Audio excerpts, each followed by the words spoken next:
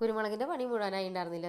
ഇന്നലെ ഉണ്ടായിരുന്നു കുറച്ചും കൂടി നന്നാക്കാനൊക്കെ. അപ്പോൾ അത് മുഴുവൻ നന്നാക്കി എൻ്റെ തോക്ക ഇതുപോലെ രാവിലെ ഇന്നലെ അവിടെ എടുത്ത് വെച്ച് രാവിലെ അങ്ങനെ നടക്കണ വഴിയിലൊക്കെ വെതറി കൊടുത്ത്. അങ്ങനെയാണ് ഏറെയും ചെയ്യാറ്. എല്ലാവരും അങ്ങനെ തന്നെ ആയിരിക്കൂലേ, നടക്കണ വഴിയിലൊക്കെ കുരുമുളകിൻ്റെ തോക്ക വെതറുക. അങ്ങനെ അതൊക്കെ ചെയ്ത് പിന്നെ കുരുമുളക് വെള്ളം ഒഴിക്കാൻ വേണ്ടിയിട്ട് വെള്ളം അടുപ്പത്ത് തിളയ്ക്കാൻ വെച്ചിട്ടുണ്ട് കേട്ടോ. അങ്ങനെ വിറകൊക്കെ വെച്ചിട്ട് കത്തുണ്ട്.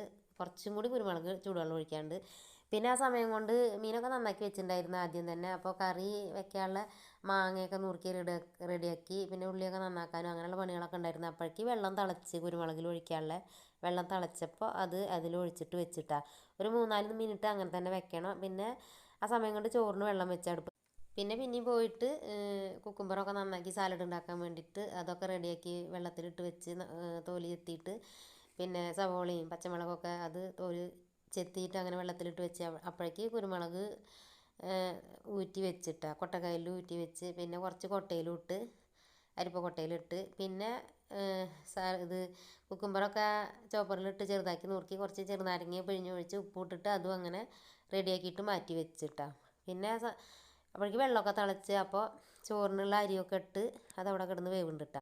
പിന്നെ പുറത്തേക്ക് ഇറങ്ങി കുറച്ച് പണികൾ ചെയ്യാമെന്ന് വിചാരിച്ച് ചോറ് വേവണ സമയം കൊണ്ട് ആദ്യം കുരുമുളകൊക്കെ വെയിലത്തിട്ട് ഇത് വെള്ളം ഒലരാൻ വെച്ച കുരുമുളകും പിന്നെ ഇന്നലത്തെ ഉണങ്ങാനുള്ളതും ഉണക്കാണ്ടായിരുന്നു. അങ്ങനെ അതൊക്കെ എല്ലതും ഉണക്കാൻ വെച്ച് നല്ല വെയിൽ ആയിട്ടാണ് വാർപ്പിൻ്റെ മേലെ നേരത്തെ ഉണക്കാടലുണ്ട്. ഇന്നിപ്പോൾ വെള്ളമൊക്കെ ഒഴിക്കേണ്ട കാരണം നേരം വൈകിയതാണ്.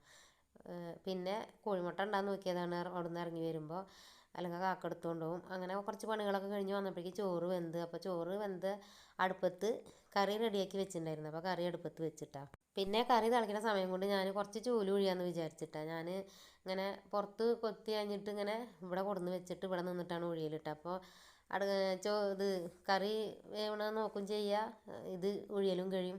ആദ്യമൊക്കെ ഇങ്ങനെ ഉച്ചയ്ക്ക് ചോറുകൊണ്ടിരിക്കുന്ന സമയത്തൊക്കെയാണ് ചൂല് ഒഴിഞ്ഞിരുന്നത് കേട്ടോ. ഇപ്പോൾ ഇങ്ങനെ വീഡിയോ എടുക്കണ കാരണം അതിനൊന്നും സമയം കിട്ടലില്ല. ഇങ്ങനെ എഡിറ്റ് ചെയ്യാനൊക്കെ ഇരിക്കുന്ന കാരണം ചൂല് ഒഴിയാനൊരു സമയമൊന്നും കിട്ടലില്ല. അപ്പോൾ ഇങ്ങനെ പണികൾ ചെയ്യണതിൻ്റെ ഇടയിൽ കൂടെ തന്നെ ചൂല് ഒഴിയൂട്ടാ. അപ്പോൾ ചൂല് ഒഴിയണതൊക്കെ അവിടുന്ന് ആടുകൾ വന്ന് തിന്നണുണ്ട് കേട്ടോ, വിട്ടാക്കിയ ആടുകൾ.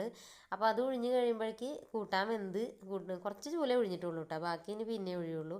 കുറച്ച് മാത്രമേ ഇവിടെ കൊത്തി കൊടുന്ന് വെച്ചിട്ടുണ്ടായിരുന്നുള്ളൂ. അങ്ങനെ ഈ ഇത് ഒഴിഞ്ഞ് കഴിയുമ്പോഴേക്ക് കറിയൊക്കെ വെന്ത് പിന്നെ കൂട്ടാൻ വറവിട്ട് പിന്നെ മീനും വറക്കാൻ വെച്ചിട്ട് അങ്ങനെ പിന്നെ അപ്പോഴേക്ക് കുറച്ച് സമയമൊക്കെ ആയിട്ടുണ്ടായിരുന്നു. ആടിനെയൊക്കെ കൂട്ടിലാക്കേണ്ട സമയമായിട്ടുണ്ടായിരുന്നു. അപ്പോഴേക്ക് പിന്നെ ഞാൻ കുറച്ച് ഒരു പകുതി നാരങ്ങ ഇരുന്നിരുന്നു, അത് പിഴിഞ്ഞിട്ട് വെള്ളമൊക്കെ കലക്കി കുടിച്ചിട്ട് പിന്നെ അങ്ങനെ മുറ്റത്തേക്ക് ഇറങ്ങിയിട്ടായി. ചൂല് ഒഴിഞ്ഞ പോലെ അങ്ങനെ പുല്ലൂട്ടിൽ കൊണ്ടിട്ട് കൊടുത്ത ആടിന്.